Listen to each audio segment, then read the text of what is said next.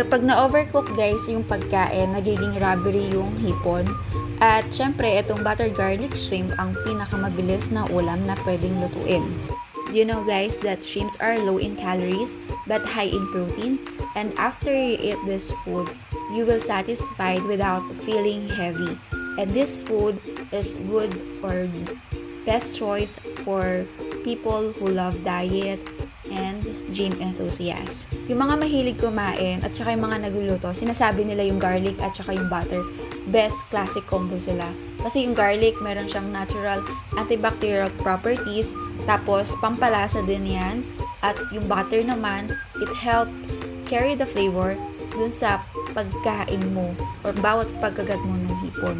Sa Pilipinas guys, alam nyo ba yung buttered garlic ay sineserve siya as seafood paluto places. Pero pagdating sa bahay,